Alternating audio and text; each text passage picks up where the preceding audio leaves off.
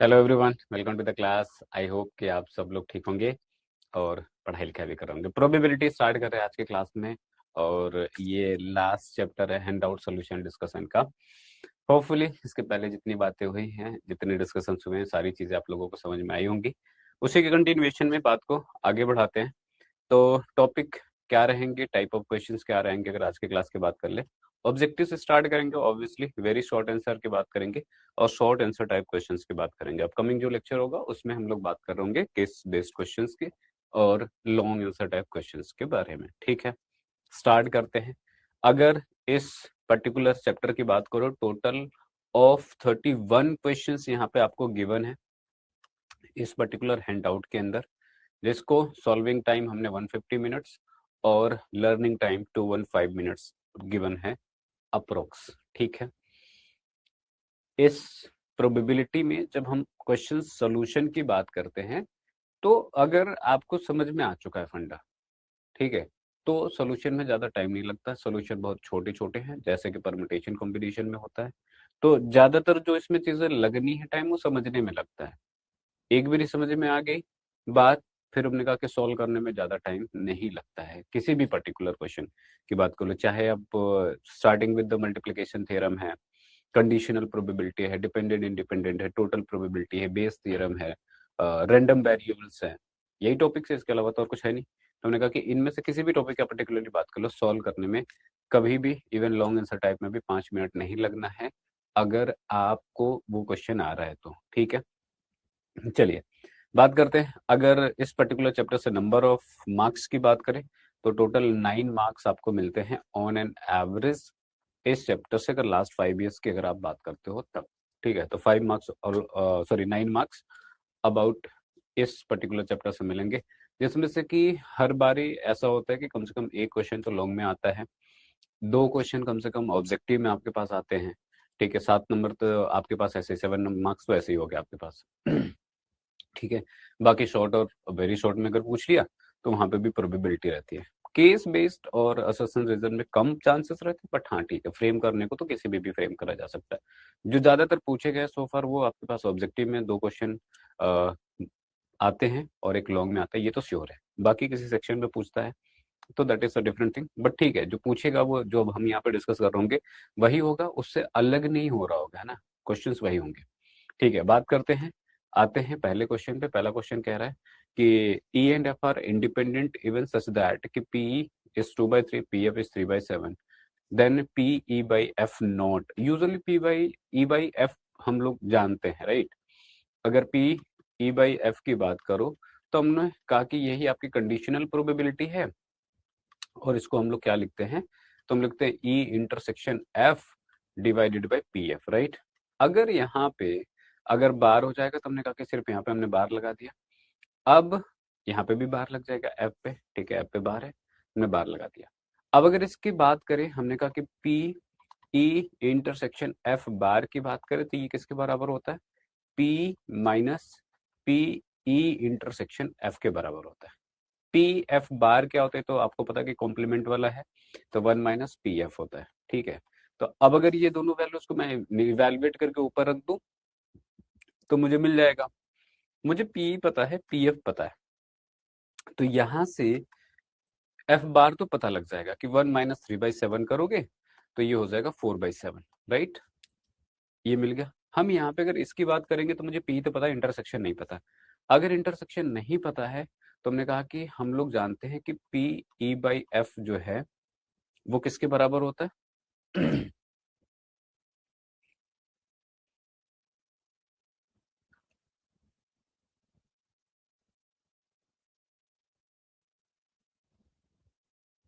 ठीक है, ये बराबर हो जाएगा पी ई इंटरसेक्शन एफ के डिवाइडेड बाई पी एफ के। ठीक है, पी ई बाई एफ मेरे पास गिवन है क्या। हम्म।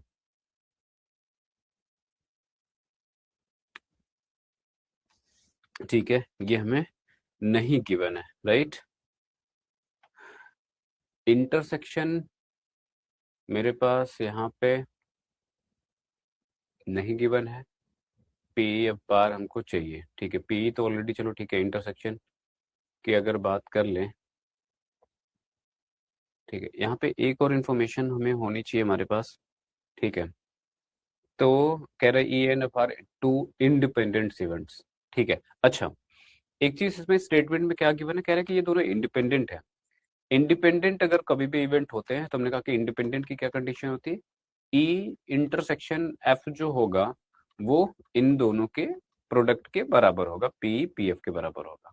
तो अगर यहाँ से पी ई इंटरसेक्शन एफ निकाल ले, राइट, तो पी एफ की वैल्यू यहाँ पे गिवन है 3/7, ठीक है। पी ई की वैल्यू गिवन है यहाँ पे 2/3,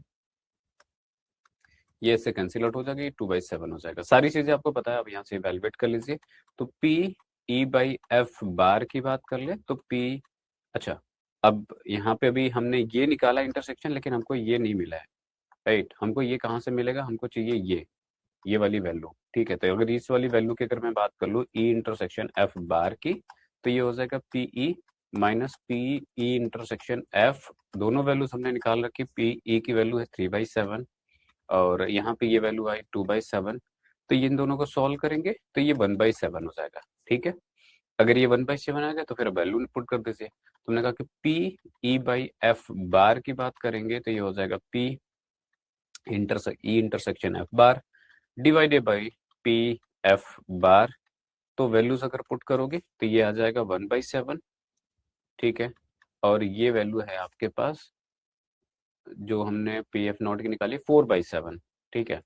तो ये है आपके पास 4/7, 7 से 7 कैंसिल आउट हो जाएगा, 1/4 जो होगा इसका आपके पास आंसर हो जाएगा, ठीक है।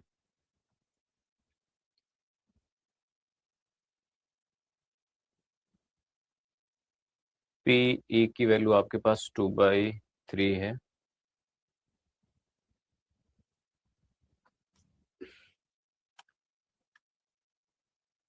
ये आपके पास 2/3 गिवन है, पी ई 2/3 है और इंटरसेक्शन की वैल्यू आपने निकाली 2/7। सॉल्व करेंगे तो ये क्या वैल्यू दे देगा, ये नहीं आएगा, मैंने ये जिस तरीके से लिखा मुझे लगाया था। तो ये हो जाएगा आपके पास 21, ये हो जाएगा 14 और 14 माइनस 6 करोगे तो 8/21, ठीक है। तो अगर यहाँ पे हम लोग पुट करेंगे तो ये एक्चुअली में क्या आ जाएगा 8/21, 8/21। इसको सॉल्व करेंगे 4/7 से तो 8/21 और यहाँ पे 7/4, ठीक है। ये से 2 बारी में हो जाएगा, ये से 3 टाइम्स में होगा, तो यहाँ पे जो वैल्यू आएगी ये आपके पास 2/3 आ जाएगा आपका आंसर ठीक है।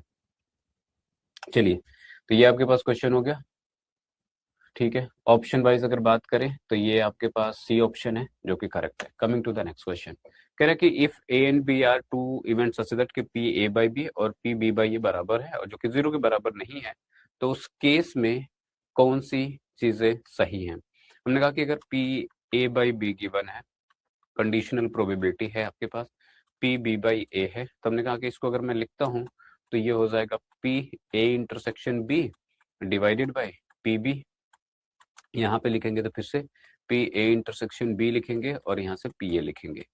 ऑब्वियसली ये दोनों सेम वैल्यूज है, तो ये आपके पास क्या मिलेगा 1/पी ए बराबर 1/पी बी, या फिर यहाँ से मैं क्या बोल सकता हूँ, ये हो जाएगा आपके पास पी ए बराबर पी बी। तो ऑप्शन वाइज अगर हम बात कर लें तो यहाँ पे मुझे दिख रहा है कि डी ऑप्शन में एग्जैक्टली सेम चीज लिखी हुई है, तो डी ऑप्शन करेक्ट हो जाएगा। नेक्स्ट की बात करते हैं, कह रहे कि A and B are such event such that कि पी ए आपको गिवन है, पीबी गिवन है, यूनियन गिवन है आपके पास। फिर से काइंड ऑफ जो चीज पूछी है हमने पहला क्वेश्चन में यही सॉल्व किया था, ऑलमोस्ट, मतलब एग्जैक्टली नहीं, ऑलमोस्ट ऐसे ही। हमने कहा कि अगर मुझे P B bar intersection A, अच्छा ये कभी ऐसा लिखा रहा है या फिर ए इंटरसेक्शन बी बार लिखा रहा है, दोनों सेम बातें हैं। तो यहाँ से लिखेंगे P A minus P A intersection B. अब पी ए तो मुझे गिवन है, मुझे ए इंटरसेक्शन बी चाहिए, कैसे निकालें। हमने कहा कि ऑब्वियसली देखो कि मैथमेटिक्स में ऐसे ही है ना कि जो इन्फॉर्मेशन गिवन होती है कहीं ना कहीं उससे ही आप इंटरप्रेट करते हो। हमने कहा कि अगर यूनियन गिवन है तो कहीं ना कहीं इसका तो यूज होगा ना। अगर पी ए यूनियन बी की मैं बात करूं तो हम क्या लिखते हैं कि P A plus P B minus P A intersection B, right. यही तो मुझे चाहिए, मुझे सारी वैल्यू और ये है 0.3। पी ए इंटरसेक्शन बी की बात करूंगा मैं, तो यहाँ से मुझे क्या मिल जाएगा, ये हो जाएगा मेरे पास 0.7 और माइनस 0.5 और यहाँ पे वैल्यू क्या आ जाएगी, तो 0.2। ठीक है, ये पी ए इंटरसेक्शन बी की वैल्यू आ रही है।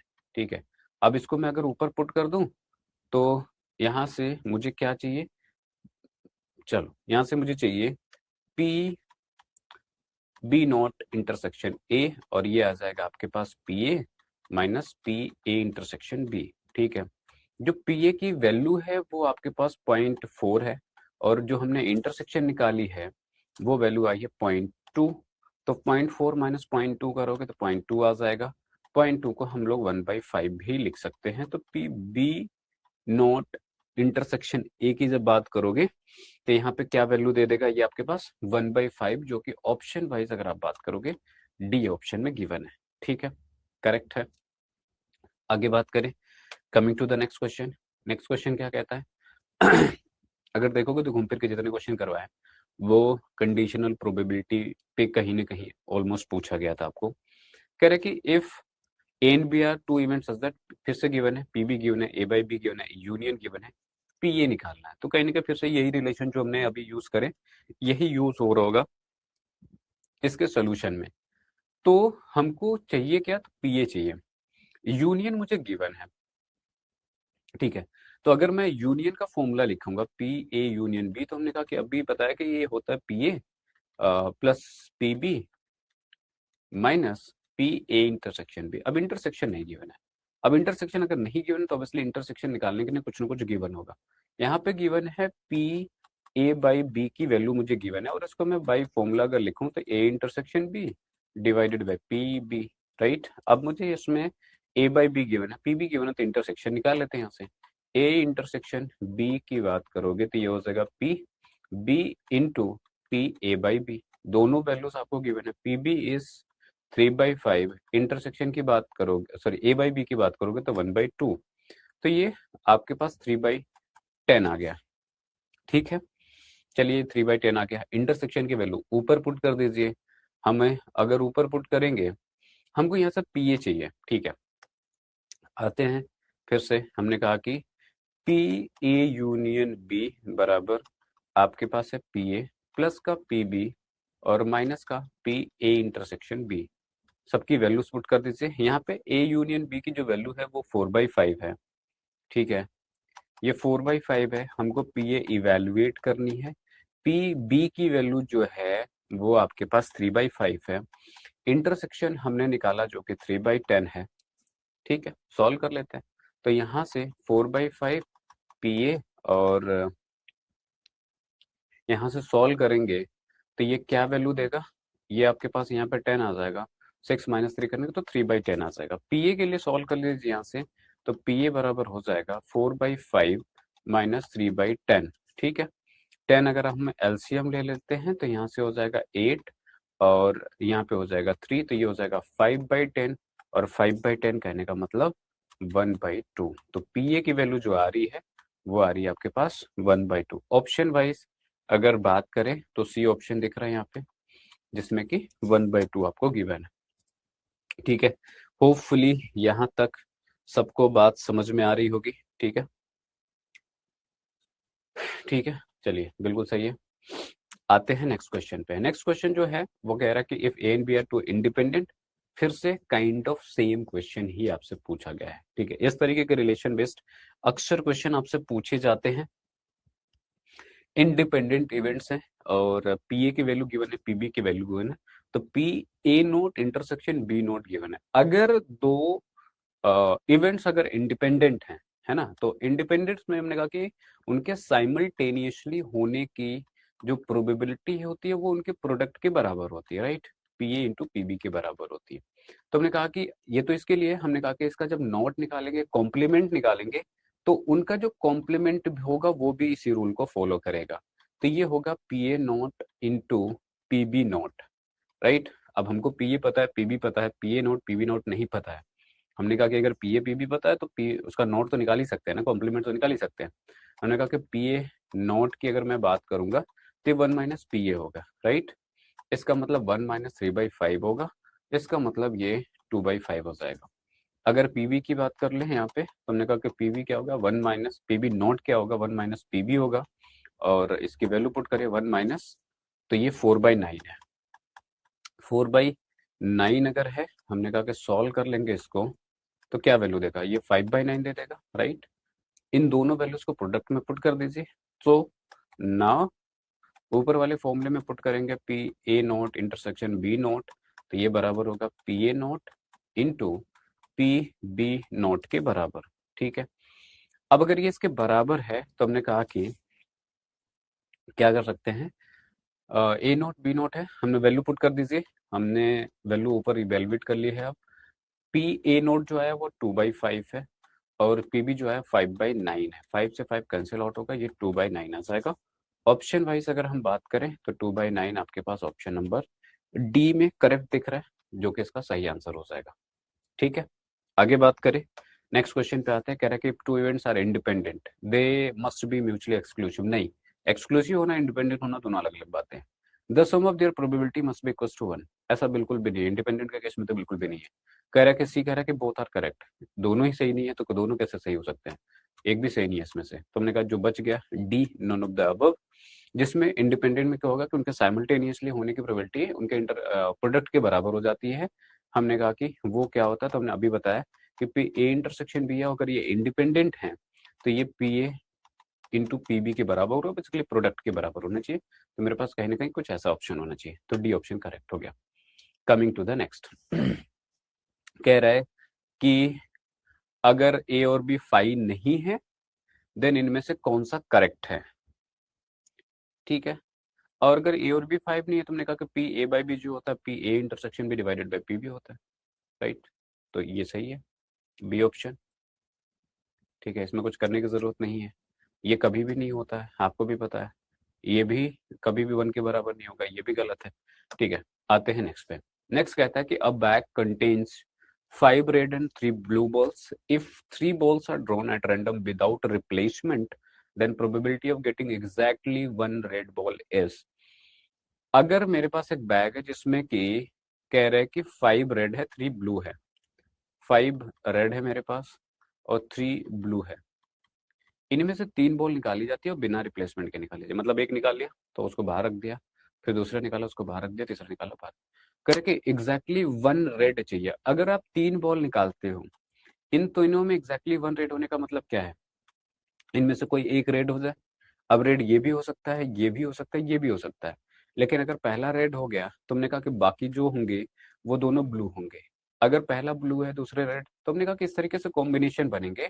और अगर एग्जैक्टली 1 रेड चाहिए, तो हमने कहा कि प्रोबेबिलिटी ऑफ बीइंग रेड, ठीक है, जो आपसे प्रोबेबिलिटी पी आर पूछा है, तो मैं कहता हूँ कि पहला रेड हो जाए और बाकी दो ब्लू हो जाए, है ना, बाकी दो ब्लू हो जाए, या फिर पहली ब्लू हो जाए, दूसरा रेड हो जाए, और फिर से तीसरी ब्लू हो जाए, क्योंकि एक ही रेड चाहिए, इससे ज्यादा मुझे नहीं चाहिए।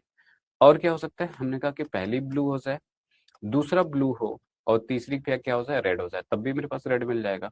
तो हमने कहा कि ये प्रोबेबिलिटी है। अब अगर इसमें से मैं बात करूं, हमने कहा कि पहली गेंद के रेड होने की क्या प्रोबेबिलिटी है, तो टोटल 5 रेड हैं, टोटल 8 गेंदे हैं, 5/8। विदाउट रिप्लेसमेंट निकाले तो अब एक गेंद कम होगी। दूसरे की ब्लू होने की क्या प्रोबेबिलिटी है, 3/7, क्योंकि एक कम हो चुका है। तीसरे की ब्लू होने की क्या प्रोबेबिलिटी है, तो ब्लू में से भी एक निकल चुका है, एक रेड में से निकल चुका है, दो कम हो चुके गेंदे, और ब्लू में बची कितनी है, दो, तो 2/6 प्लस पहले की ब्लू होने की क्या प्रोबेबिलिटी है, तो हमने कहा 3/8। दूसरे की रेड होने की क्या प्रोबेबिलिटी है, तो 5/7। तीसरे के ब्लू होने की क्या प्रोबेबिलिटी, एक ब्लू निकल चुका है, दो गेंदें निकल चुकी है, तो आपके पास अगेन 6, ठीक है। पहले की ब्लू होने की क्या प्रोबेबिलिटी है, तो हमने कहा कि 3/8। दूसरे की ब्लू होने की बात करोगे, तो इसमें 2 बचा है, 2/7। और रेड होने की प्रोबेबिलिटी लास्ट में क्या है, तो 5 रेड हैं, और उसमें से 2 निकल चुकी हैं, टोटल 8 में से, तो मेरे पास 6 बची। अब अगर यहाँ पे मैं बात करूं, तो नीचे वाली वैल्यू देखो कि सब में सेम है ना।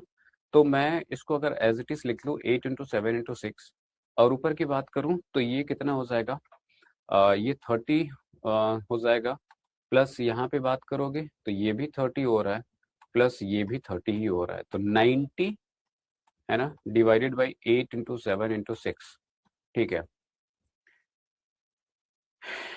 मल्टीप्लाई करेंगे तो अगर कुछ कैंसिल आउट हो रहा है क्या, कैंसिल आउट तो हो सकता है। 3 से अगर कैंसिल आउट करूँ मैं, 2 से भी कर सकते हैं। तो अगर 2 से करूंगा तो ये 45 हो जाएगा और यहाँ पे होगा 4। और अगर 3 से करेंगे तो 3 से होगा ये 2 और ये होगा 15, ठीक है। और कुछ हो रहा है नहीं, तो मेरे पास हो जाएगा ये 15/8 और ये 7, 56, ठीक है। तो ये मेरे पास आंसर हो जाएगा। अगर ये क्या, किस तरीके से ऑप्शन गिवन है इसमें, ठीक है, सी ऑप्शन सही है इसका, ठीक है। ये आपके पास सी ऑप्शन करेक्ट है, 15/56, ठीक है। तो ये मेरे पास ऑप्शन करेक्ट हो जाएगा, ये मेरे पास आंसर है। Coming to the next question. Next question क्या है, कह रहा है कि if a die is thrown, एक पासे को फेंकते हैं हम लोग, और a card is selected at random from the deck of 52 playing cards. The probability of getting an even number on the die and the spade card. अब अगर दोनों चीजें चाहिए आपको साइमल्टेनियसली, दोनों अलग अलग हैं, हमने कहा कि क्या चाहिए आपको, इवन नंबर चाहिए, ठीक है, और आप चाहते हो स्पेड ऑफ कार्ड चाहिए आपको। तो हमने कहा कि इन दोनों की ऑब्वियसली आप क्या करोगे, इंडिविजुअल प्रोबेबिलिटी निकालोगे, ठीक है। जो स्पेड वाले कार्ड होंगे वो टोटल 13 होंगे, और अगर मैं इवन निकालने की बात करूँ, टोटल 3 इवन आ सकते हैं। अब इतना ही छोटी प्रोबेबिलिटी तो आपको पता है कि पासे को फेंका, 3 इवन 3 ओड आने हैं। तो अगर इवन कोई पूछे तो हमने कहा कि 3/6, ठीक है। 3/6 को 1/2 लिख सकते हैं। और दूसरा जो है 13/52, स्पेड ऑफ कार्ड्स आने के 13 मेरे पास है, टोटल 52 कार्ड्स है। आप इसको सॉल्व कर सकते हो, सॉल्व करोगे तो ये 1/2 हो जाएगा बेसिकली। तो 13 बाई, अगर बात करोगे, अच्छा इसको थोड़ा और सॉल्व कर लीजिए, ज़्यादा बेहतर होगा।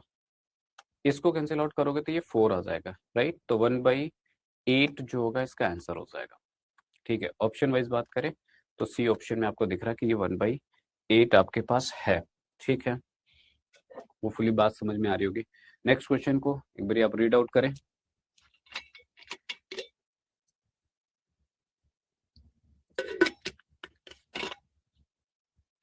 ये जो यहाँ पे क्वेश्चन है काइंड ऑफ सेम है जो हमने पीछे भी जस्ट करवाया है। कहता है कि एक बॉक्स है जिसमें 3 ऑरेंज बॉल है, 3 ग्रीन है और 2 ब्लू है। 3 balls are drawn at random from the box without replacement. The probability of drawing 2 green balls, 1 blue ball. 2 green चाहिए आपको और एक ब्लू चाहिए, ठीक है। तो अगर 2 ग्रीन है ना और एक ब्लू चाहिए, तो हमने कहा कि कैसे हो सकता है। हमने कहा कि पहले दोनों ग्रीन आ जाए, पहला ग्रीन आ जाए इंटू दूसरा ग्रीन आ जाए, और तीसरा मेरे पास क्या आ जाए, ब्लू आ जाए, ठीक है। या फिर पहला ग्रीन आ जाए, दूसरा ब्लू आ जाए, और तीसरा फिर से ग्रीन आ जाए, क्योंकि मुझे 2 ग्रीन चाहिए। या फिर मेरे पास पहला जो ब्लू हो जाए और दूसरा ग्रीन हो जाए, और मेरे पास तीसरा ग्रीन हो जाए। अगर इनमें से ऐसे तरीके से कोई से भी आता है तो मेरे पास 2 ग्रीन एक ब्लू बॉल होगी। अब अगर मेरे पास 3 ऑरेंज है, 3 ग्रीन है, 2 ब्लू है, एक बॉक्स में सारे हैं, मैंने कहा पहले के ग्रीन निकलने की क्या प्रोबेबिलिटी, टोटल 3 तो ग्रीन है। टोटल नंबर ऑफ बॉल्स की बात करोगे 3 + 3 6 + 2 इज 8, ठीक है। पहला निकल गया। दूसरे ग्रीन की क्या होगी, एक ग्रीन कम हो चुका है, टोटल में से एक कम हो चुका है, ठीक है। और ब्लू निकलने 2 ब्लू है और मेरे पास बची गेंदें कितनी है, 6, ठीक है। पहले के ग्रीन निकलने की क्या प्रोबेबिलिटी है, फिर से अगेन 3/8। दूसरे की ब्लू निकलने की क्या प्रोबेबिलिटी है, 2 ब्लू है, बची कितनी है, 7। और तीसरे की फिर से ग्रीन निकलने की क्या प्रोबेबिलिटी है, तो 2/6, ठीक है। अगेन अगर मैं पहला ब्लू निकालता हूं तो ब्लू मेरे पास 2 है, टोटल 8 बॉल्स है मेरे पास, इनटू दूसरे के ग्रीन निकलने की क्या प्रोबेबिलिटी, टोटल 3 ग्रीन है, जिसमें से अब बॉल में से एक कम हो चुका तो बची 7। तीसरे के ग्रीन निकलने की क्या प्रोबेबिलिटी है, तो 2 ग्रीन बचे हैं, टोटल 6 बाल बची हैं। तो इस तरीके से मेरे पास जो भी आ जाए ये इसको सॉल्व कर लेंगे। नीचे आप देखो कैल्शियम फिर से वही है, 8 × 7 × 6, ये आपके पास कॉमन ही है। और यहाँ पे बात करेंगे तो ऊपर सेम ही आ रहा है, 12 + 12 + 12, ये आ जाएगा 36 डिवाइडेड बाई 8 × 7 × 6, ठीक है। 8 × 7 × 6, तो अगर मैं 6 से करूं तो ये 6 हो जाएगा, और 2 से करूँ तो ये 3 हो जाएगा और यहाँ पे 4 हो जाएगा, तो 3/28 कौन सा ऑप्शन दिख रहा है? ए ऑप्शन दिख रहा है, जो कि इसका करेक्ट आंसर हो जाएगा। ठीक है, तो ये सिमिलर ही था जो मैंने पीछे ऑलरेडी करवा दिया था। ठीक है, ये इसका हिंदी वर्जन है। बात करते हैं आगे। कह रहा है कि the probability distribution of a random variable X is given where K is unknown constant, some unknown constant, probability that random variable takes the value 2 is P of 2 की बात कर रहा है।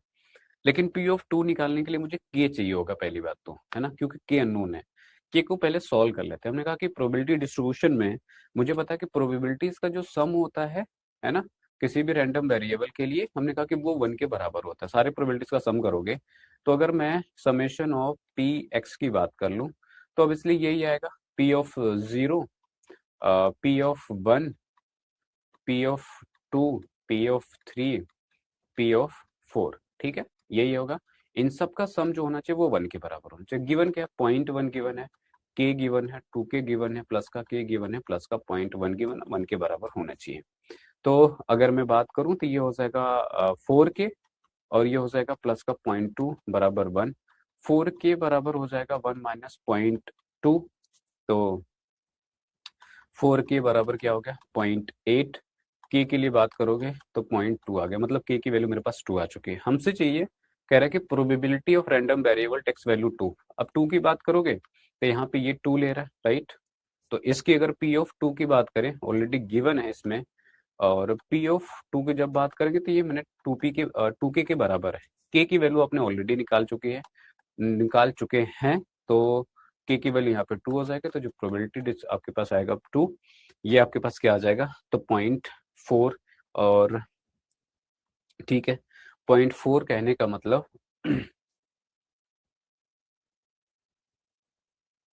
के की वैल्यू आपके पास 0.2 है, ठीक है। ये 0.4 आ गया। ऑप्शंस किस तरीके से? 0.4 ऑप्शन में तो गिवन नहीं है। अगर मैं इनमें से इसको सेटिस्फाई करूँगा तो 1/5.2 हो जाएगा, 4/5.8 हो जाएगा, 1 हो जाएगा। बी ऑप्शन इसमें से करेक्ट होगा। इसको आप सॉल्व करेंगे तो 0.4 मिल जाएगा। तो यहाँ से इसको मैं 2/5 भी लिख सकता हूँ।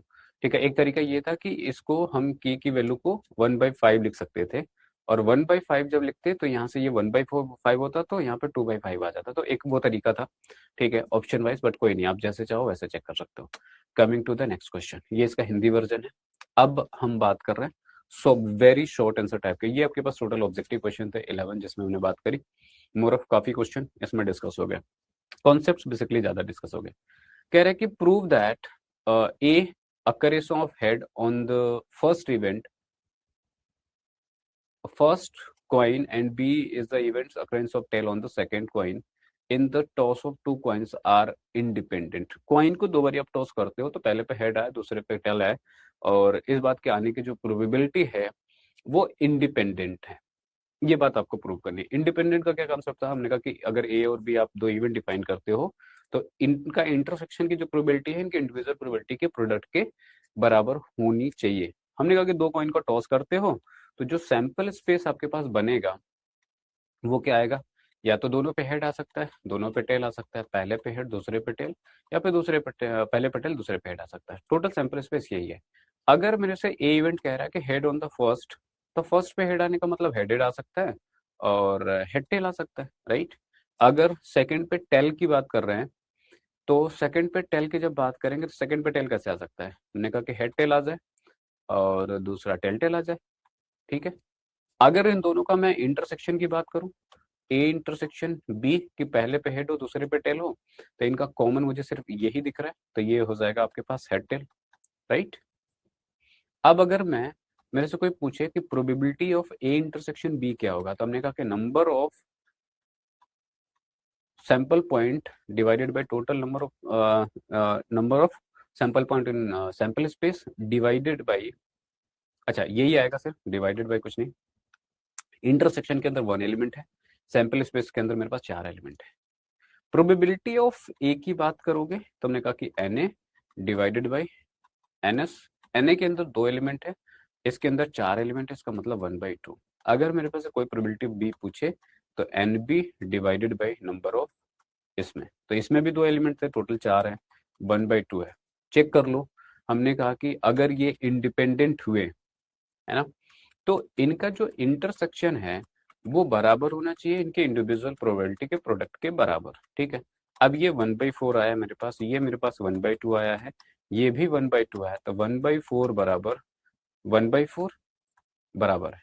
इसका मतलब क्या है कि definitely hence hence A and B are independent events. ठीक है, इंडिपेंडेंट इवेंट्स, तो यहां से मेरे पास ये क्या आ जाएगा, इंडिपेंडेंट आ जाएगा। क्लियर है, तो ये बात आपको प्रूव करनी, तो यहाँ से ये प्रूव्ड, आप यहीं पे प्रूव लिख सकते हो या फिर नीचे जो भी है। ठीक है, coming to the next question. Next question says कि A speaks the truth in 75% cases and B in 80% of the cases. ठीक है, in what percentage of cases are they likely to contradict each other in stating the same fact.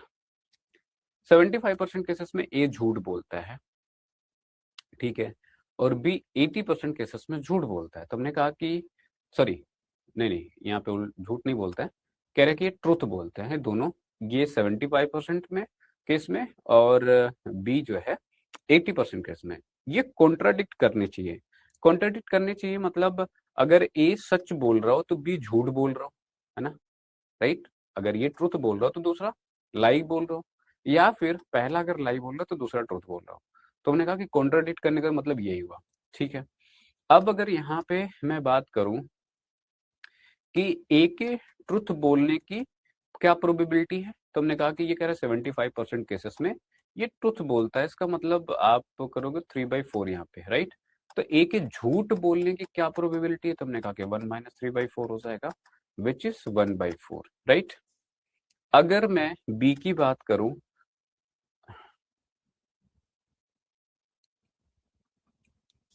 इसमें इसको distinguish कैसे करेंगे,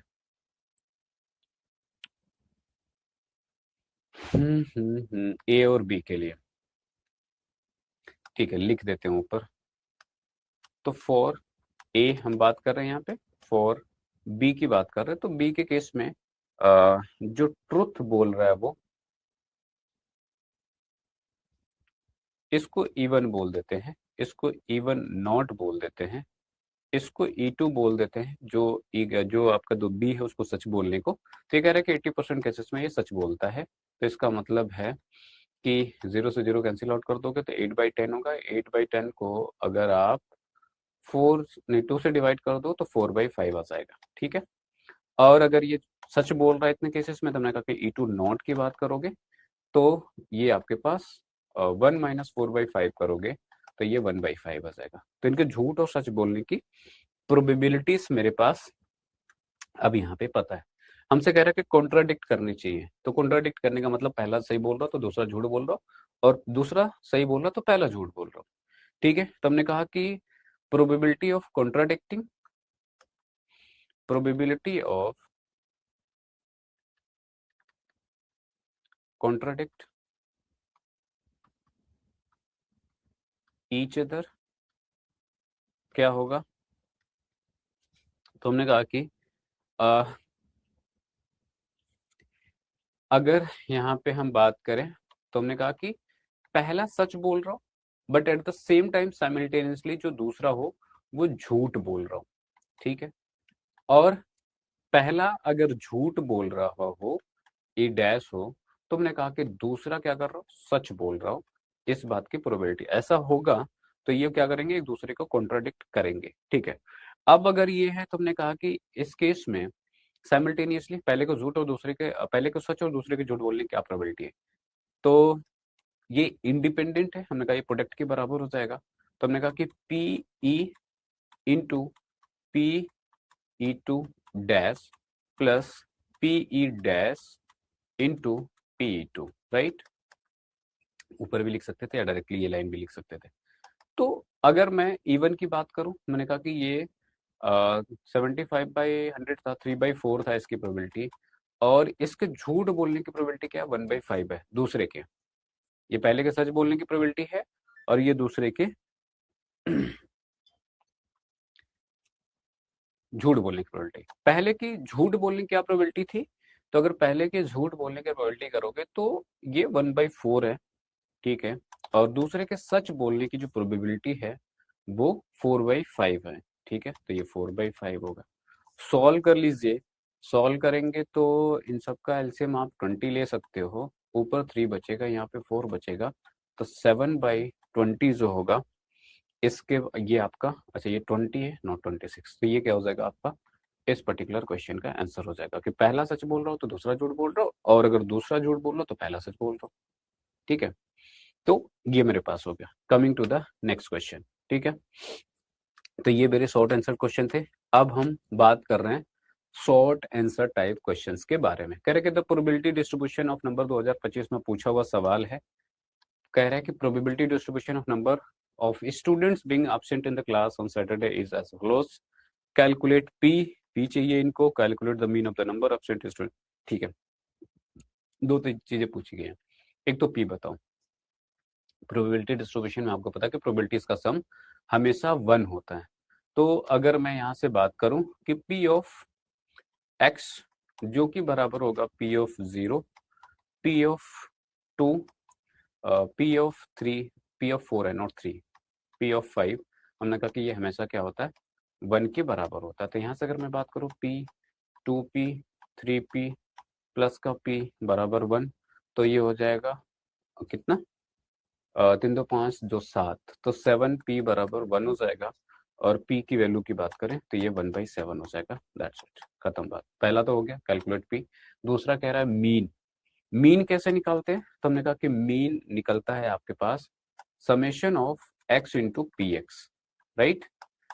तो आप यहाँ पे बात करोगे तो हमने कहा कि यहाँ पे 0 2 4 और 5 है, तो 0 into P of 0, 2 into P of 2, 4 into P of 4 and 5 into P of 5, ठीक है। ये हो गया। अब सारी वैल्यूज आपको गिवन है। 0 into P of 0 is p, और 2 into P of 2 is 2p, 4 into P of 4 is 3p and 5 into ये p है। चेक कर लेते हैं एक बार ऊपर फिर से, p 2p 3p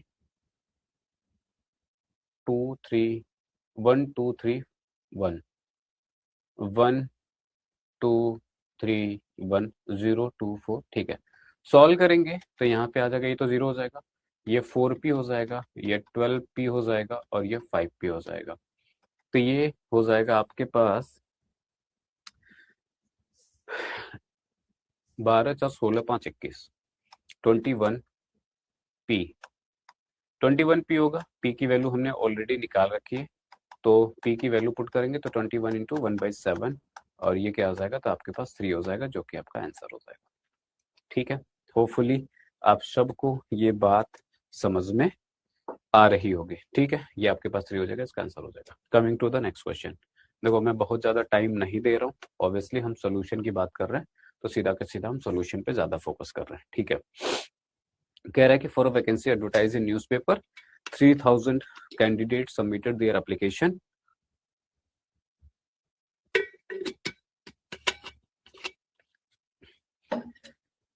application from the data, it was revealed that 2/3 of the total applicants were female and other were males, ठीक है। The selection of the for job was done through a written test. The performance of the applicants indicates that probability of a male getting a distinction in written test is 0.4 and that of female getting a distinction is 0.35. Find the probability that the candidate chosen at random will have a distinction in written test. Probability that candidate chosen at random have a distinction, ठीक है। मेरे पास 2/3 female candidates हैं, तो obviously 1/3 जो होंगे male candidates होंगे।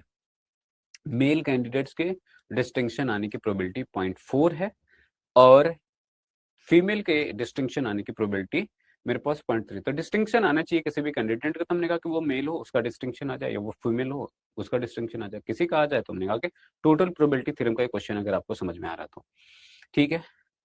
अब अगर यहाँ पे बात करूं, मैंने कहा कि प्रोबेबिलिटी ऑफ मेल या फीमेल बोल दीजिए, तो फीमेल की क्या है, तुमने कहा कि 2/3 है, क्योंकि टोटल पॉपुलेशन के 2/3 जो है फीमेल है, तो प्रोबेबिलिटी ऑफ मेल जो होगी वो क्या है, ऑब्वियसली 1/3 हो जाएगी। हमने कहा कि वो मेल हो और डिस्टिंक्शन, लेट्स से ए जो है गेटिंग डिस्टिंक्शन, गेटिंग डिस्टिंक्शन, अगर गेटिंग डिस्टिंक्शन है तो हमने कहा कि वो फीमेल हो, वो डिस्टिंक्शन आ जाए उसका, ठीक है। तो डिस्टिंग फीमेल के डिस्टिंक्शन आने की प्रोबेबिलिटी क्या 0.35 है। मेल के डिस्टिंक्शन पाने की क्या प्रोबेबिलिटी है, अगर यहाँ पे मेल है तो हमने कहा कि इसके 0.40, तो हमने कहा कि डिस्टिंक्शन चाहिए, तो हमने कहा कि गेटिंग डिस्टिंक्शन जिसको आप ए से बोल रहे हो, हमने कहा कि वो अगर मेल आपके पास आ जाए कैंडिडेट, उसका डिस्टिंक्शन आ जाए, ठीक है, मेल का डिस्टिंक्शन, या फिर जो कैंडिडेट आपने चूज किया है उसमें से या तो फीमेल का आ जाए, तो अगर ये फीमेल है इसका डिस्टिंक्शन आ जाए, तो हमने कहा कि distinction of getting a female. अब ये सारी चीजें गिवन है, मेल के लिए 1/3 आपके पास है प्रोबेबिलिटी, और इसकी प्रोबेबिलिटी 0.40 है, ठीक है। फीमेल की बात करोगे तो ये 2/3 ऑफ पॉपुलेशन है, और इनके 0.35 है, ठीक है। सॉल्व कर लीजिए, तो यहाँ पे जब सॉल्व करेंगे तो ये 0.40/3 हो जाएगा, यहाँ पे करोगे तो 0.470/3 हो जाएगा, और ये करोगे तो 1.10 डिवाइडेड बाई 3 हो जाएगा, ठीक है। सब्जेक्टिव है, और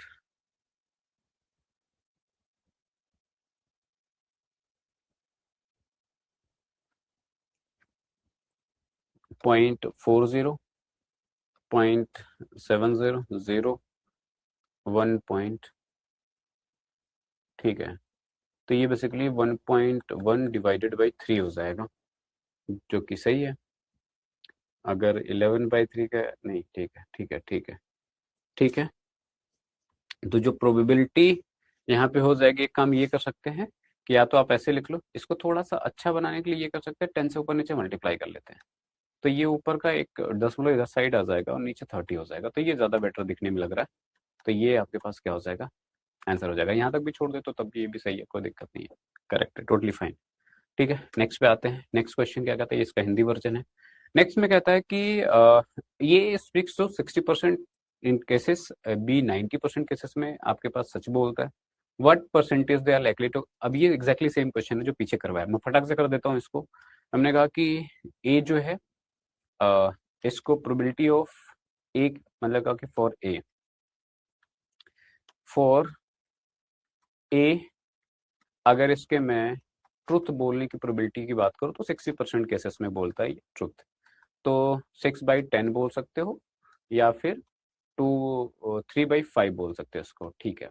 और इसके झूठ बोलने की बात कर ले तो हमने कहा कि अच्छा इसको बेटर है फिर से वही E1 E2 कर लीजिए, E1 का डैश कर लेते हैं, ठीक है।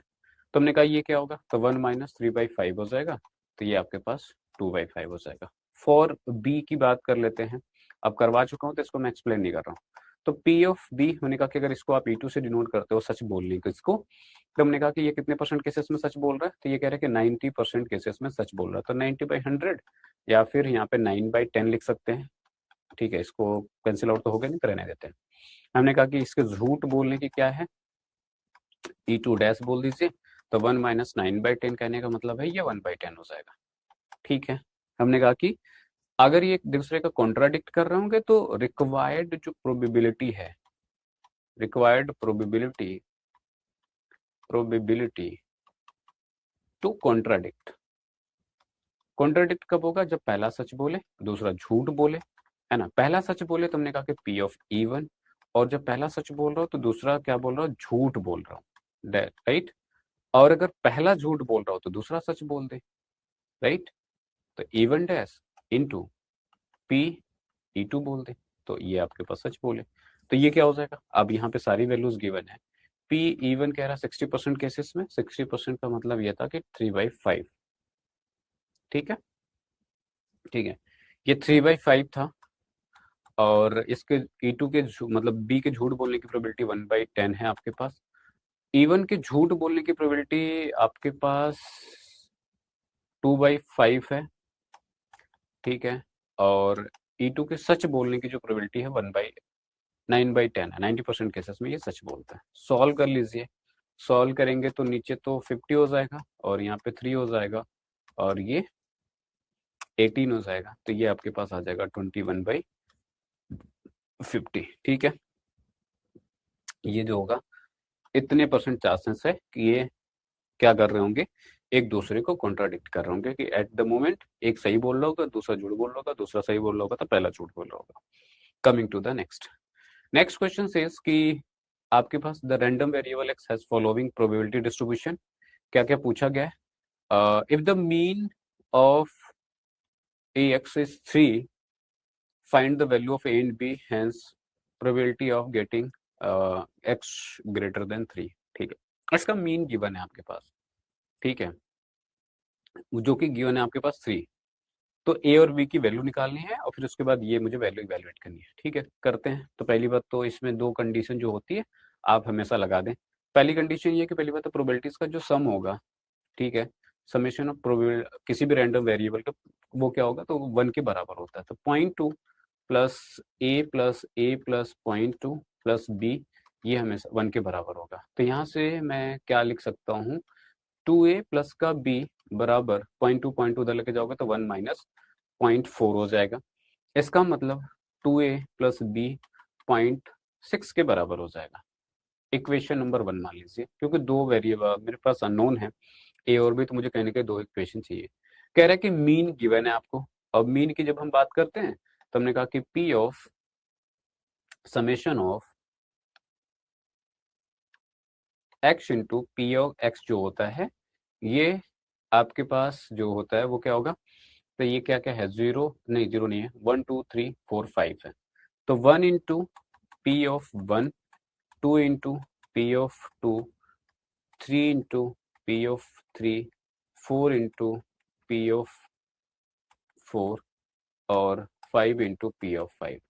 ये कह रहा है कि मीन आपके पास ऑलरेडी 3 गिवन है यहाँ पे, ठीक है।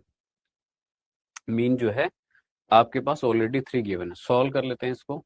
सॉल्व करेंगे तो क्या आएगा, यहाँ पे 1 है, पी ऑफ 1 इज 0.2, 2 है, इसका लिए ए है, यहाँ पे 3 है, यहाँ पे ए है। 4 के केस में अगेन 0.2 है तो 4 इंटू 0.2 हो जाएगा। 5 इंटू लास्ट में बी था तो यहाँ पे ये 3 हो गया। 2a 3a, ये आपके पास ये हो जाएगा 3, ये हो जाएगा 5 और ये 2 इंटू ए 2a 3a, ठीक है।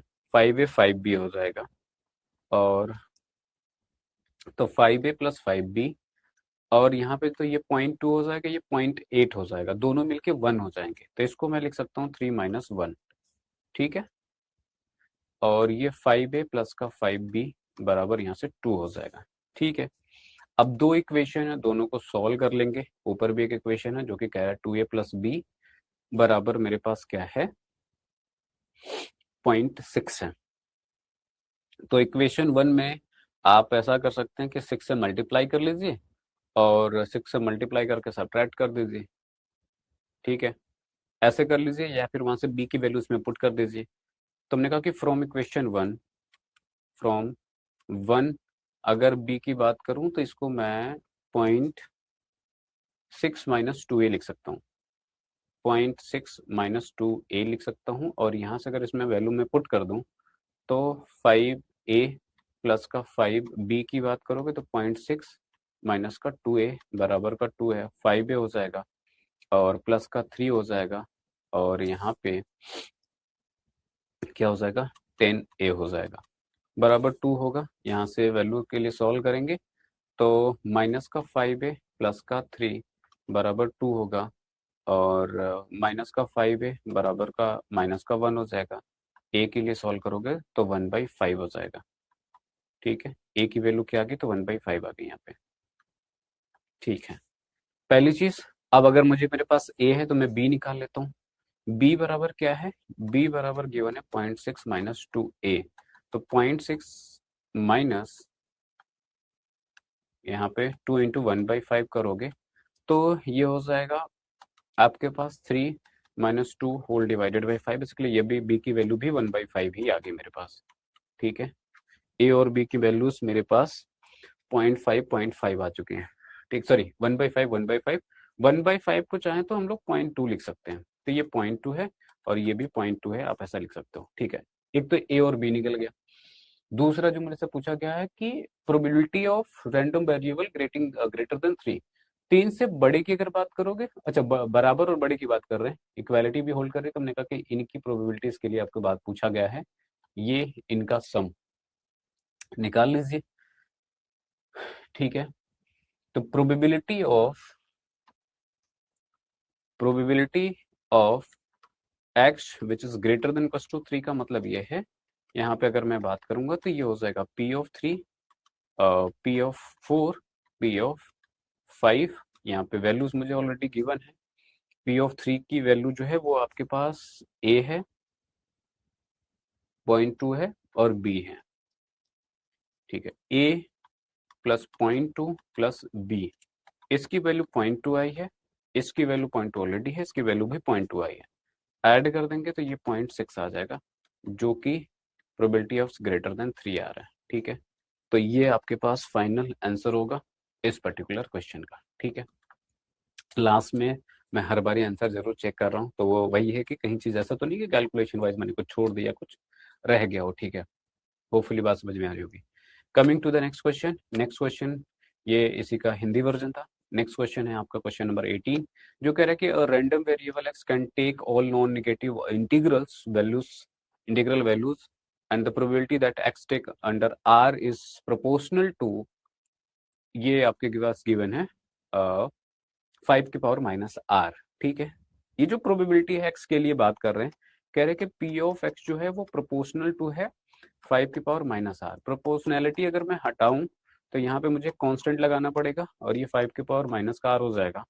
या फिर इसको मैं बात करूं अगर के इंटू, तो इसको मैं लिख सकता हूँ 5 की पावर आर, है ना, नीचे लेके जाएंगे तो हो जाएगा। हमसे क्या पूछा गया है,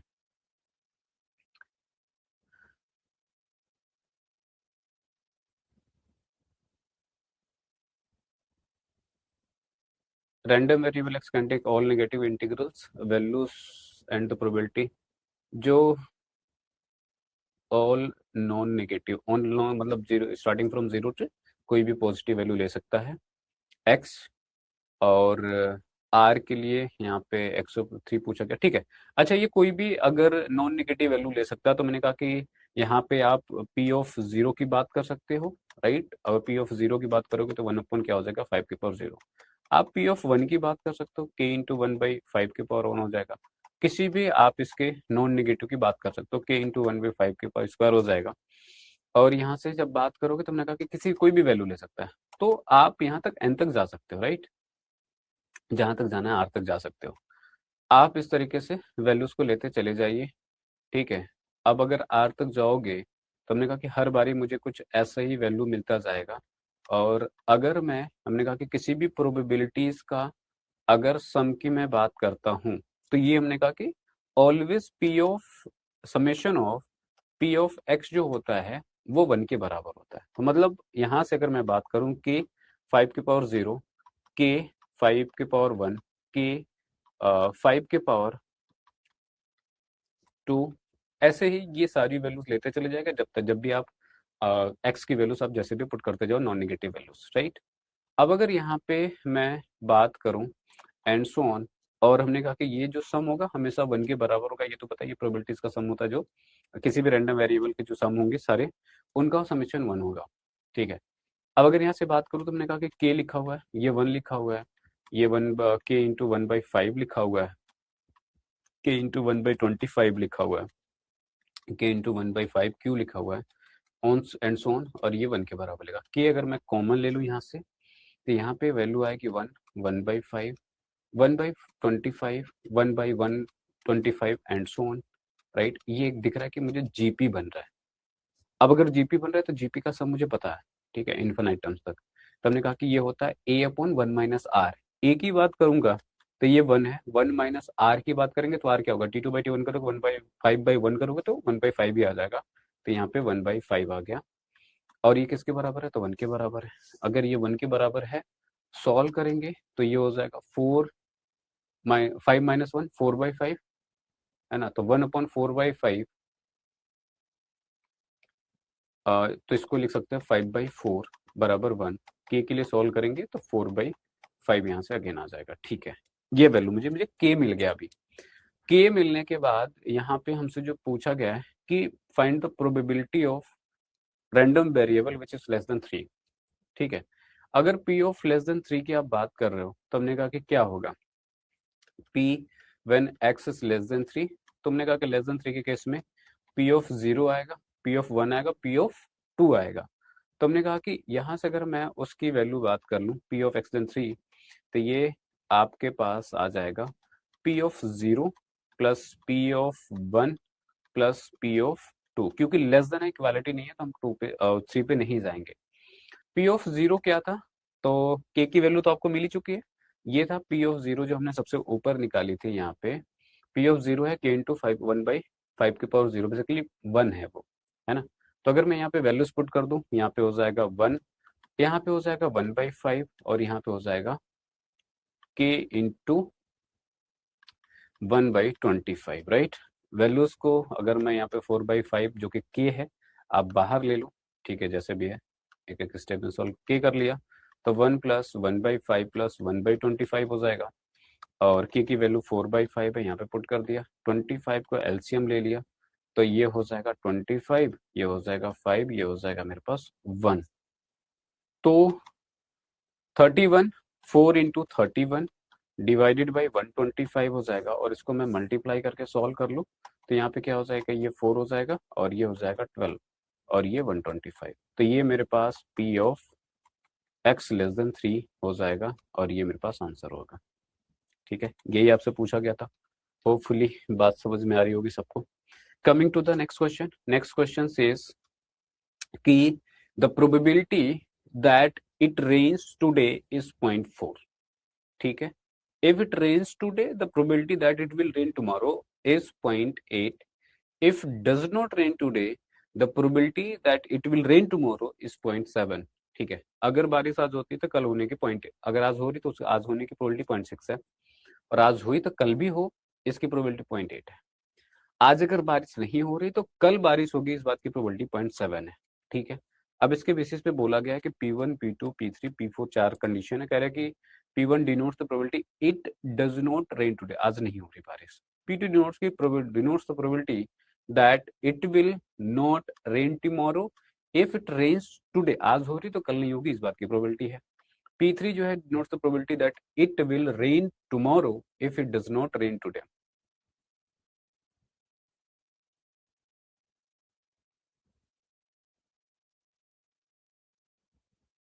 ठीक है, P4 जो है, अच्छा इसमें इट रेन्स टुडे है, it does not rains today, denotes the probability that it will rain tomorrow if it does not rain today. ठीक है, ये 4 कंडीशन है। तो इसके बिहाफ पे जो मेरे से पूछा जा रहा है, पहली चीज कि इवेलुएट दिस, तो P1 P2 P4 की वैल्यू निकालेंगे, पुट कर देंगे, सॉल्व हो जाएगा।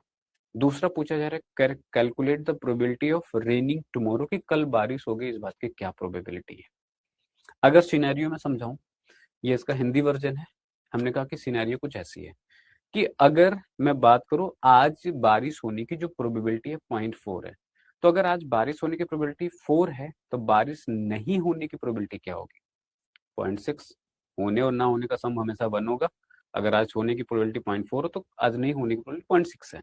कह रहे हैं कि अगर आज बारिश होती है तो कल बारिश होगी, इस बात की प्रोबेबिलिटी क्या है, 0.8 है। तो कल बारिश होने की प्रोबेबिलिटी अगर 0.8 है तो कल बारिश नहीं होने की प्रोबेबिलिटी क्या है, 0.2 हो जाएगा।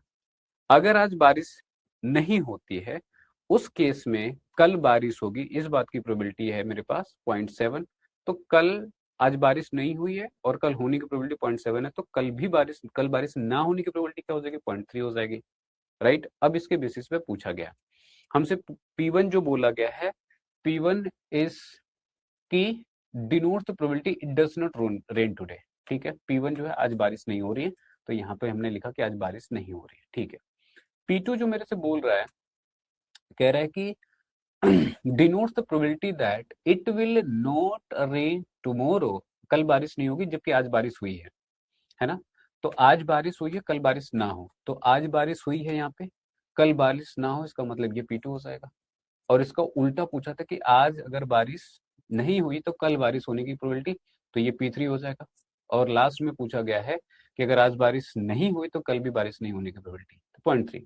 तो ये सारी वैल्यू इवेल्युएट करनी है, तो हमने कहा कि सिर्फ वैल्यू ही तो पुट करना, P1 P2 P3 आप वैल्यू पुट करोगे, आपके पास 0.40 आंसर मिल जाएगा। ठीक है, हम बात कर रहे हैं जो दूसरा ऑप्शन है इसकी, तो ये कह रहे हैं calculate the probability of raining tomorrow. अगर प्रोबेबिलिटी आपको कल का चाहिए कि कल बारिश हो ही हो, तो उस केस में क्या होगा कि आज बारिश हो तब भी कल बारिश हो जाए, या फिर आज बारिश ना हो तब भी कल बारिश हो जाए, तो बारिश हो जाएगी, राइट। तो हमको बारिश कल होने की प्रोबेबिलिटी चाहिए यहाँ से। ठीक है, तो हमने कहा कि आज बारिश होने की प्रोबेबिलिटी ये है और आज बारिश नहीं होने की प्रोबेबिलिटी ये है। अगर आज बारिश हुई है तो कल भी बारिश होगी, इसकी प्रोबेबिलिटी 0.8 है। और अगर आज बारिश नहीं हुई है फिर भी कल होने की प्रोबेबिलिटी क्या 0.7 है। तो हमने कहा कि कैसे भी करके बारिश तो करवाना है, बारिश करवा दीजिए। कि अगर ये बारिश हो रही तो हमने कहा कि आज बारिश हो, और अगर आज बारिश हुआ तब भी कल बारिश हो जाए। आज बारिश नहीं हुआ तो भी कल बारिश हो जाए, तो ये सारी वैल्यूज पुट करेंगे, सॉल्व करेंगे, 0.4 आ जाएगा। टोटल प्रोबेबिलिटी है, हमने पहले भी करवा रखा है। ठीक है, तो ये आपके पास 0.4 हो जाएगा, 74 हो जाएगा।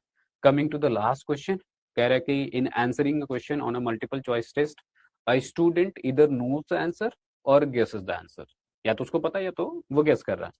Let the 3/4 be the probability that he knows the answer and 1/4 probability that he guesses the answer, कि वो जानता है आंसर को, इस बात की प्रोबेबिलिटी 3/4 है और वो गेस कर रहा है, इस बात की प्रोबेबिलिटी 1/4 है। Assuming that a student who guesses answer will correct with probability 1/4, कि अगर वो गेस करता है तो उसका सही होने के चांसेस क्या हैं, 1/4 है। What is the probability that a student knows the answer given that he answered correctly? अगर वो आंसर करेक्टली दिया है तो या तो उसने सही, उसको पता था उसने सही दिया है, या फिर उसने गेस किया फिर भी वो सही हो गया। अगर वो जानता है तो उसके सही होने का क्या था, अगर वो उसको आंसर पता है तो उसका सही होने की प्रोबेबिलिटी 100% है, और वो गेस करता है तो उसके सही होने की प्रोबेबिलिटी क्या है, तो वो 1/4 है।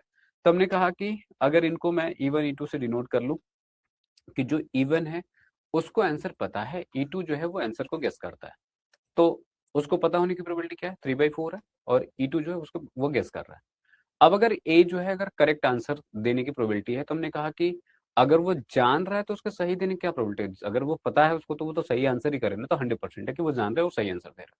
और वो अगर वो गेस कर रहा है उस केस में उसका सही हो जाए तो उसकी प्रोबेबिलिटी 1/4 है। हमसे कह रहा है कि उसने सही आंसर किया है। ठीक है, तो हमने कहा कि अगर सही आंसर किया है उस केस में what is the probability that student knows the answer given that he answer correctly, उसको पता था इसलिए उस केस में उसने सही दिया हो। तो हमने कहा कि उसको अगर पता है और उसने आंसर सही दिया है, अगर उसने आंसर सही दिया था तो उसको पता हो इस बात की प्रोबेबिलिटी, आपके पास बेस थ्योरम है, हमने कहा पता हो और सही आंसर दिया हो डिवाइडेड बाय टोटल प्रोबेबिलिटी। ठीक है, 1 3/4 सारी वैल्यूज हमने निकाला, सॉल्व करोगे तो ये आपके पास आंसर हो जाएगा 12/13। ठीक है, बात समझ में आया, सिनेरियो समझ में आया।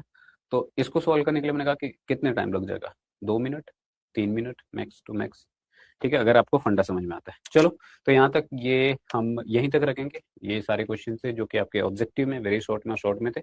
अगली जो क्लास होगी उसमें हम लोग केस बेस्ड और लॉन्ग आंसर टाइप के क्वेश्चन को डिस्कस करेंगे।